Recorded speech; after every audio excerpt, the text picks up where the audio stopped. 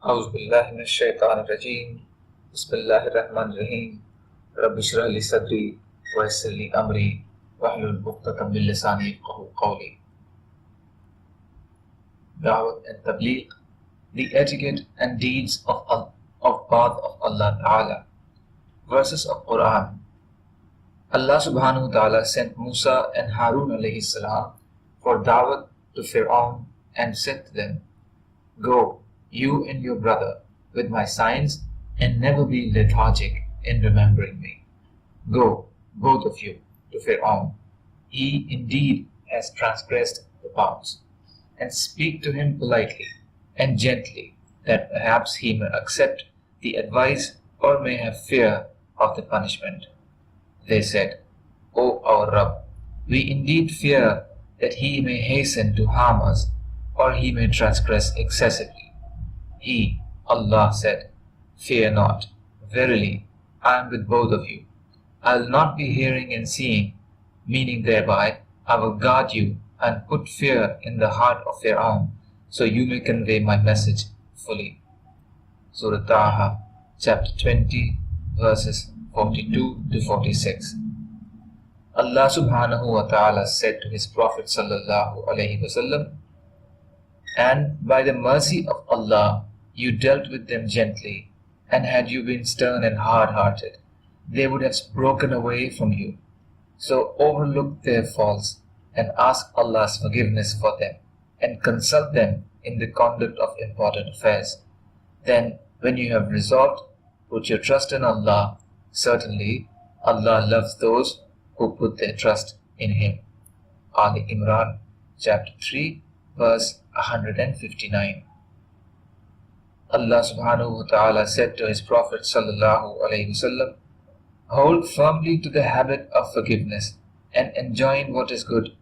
And he who does not accept this order of goodness because of ignorance, then turn away from such ignorant people, that is, avoid quarreling with them.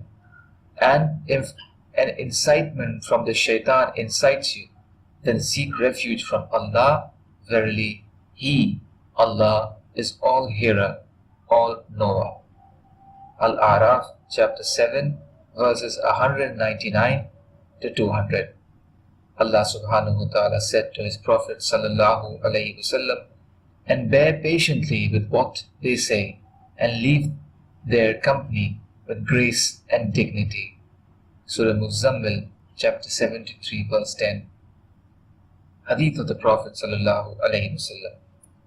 Aisha radiallahu anha, wife of Nabi sallallahu alaihi wasallam, narrates that she asked Rasulullah sallallahu alaihi wasallam, "O Rasulullah, did you have any other day harder than the day of the battle of Uhud?" He answered, "I have experienced much more at the hands of your people. The hardest day was the day of Aqaba, meaning the day of Taif. I presented myself to Ibn Abdiyalayl Ibn Abdul Kalal and offered to him Islam. But he did not accept what I offered. I left with deep sorrow, the signs of which were visible on my face, and did not feel relief till I reached Qarn Thalib, name of the place. I raised my head and saw a cloud shadowing me. When I looked up and I saw Jibreel alayhi salam in it, he called me and said, 'Indeed, Allah Azza wa Jal has heard what your people have said to you, and their rejection to your offer. An angel in charge of the mountains has been deputed to you. Command him whatever you like for him.'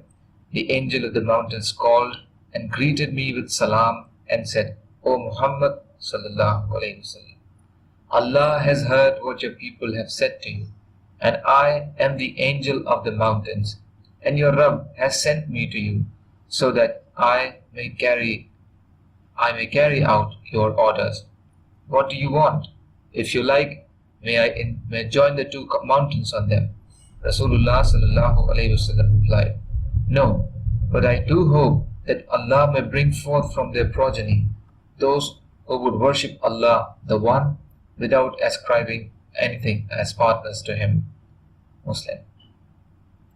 Abdullah ibn Umar radiallahu anhuma narrates that we were in a journey with Rasulullah sallallahu alaihi wasallam when we met a villager.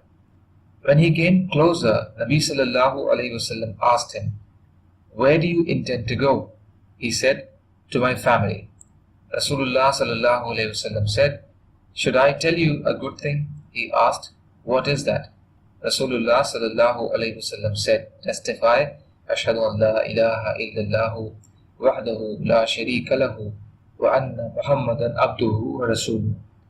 That I witness that none is worthy of worship but Allah, who has no partner, and I witness that Muhammad is his slave and messenger. Sallallahu alayhi wasallam.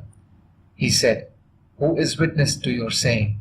Rasulullah sallallahu alayhi wasallam said, "This tree." So Rasulullah sallallahu alayhi wasallam called it, which was at the end of the valley.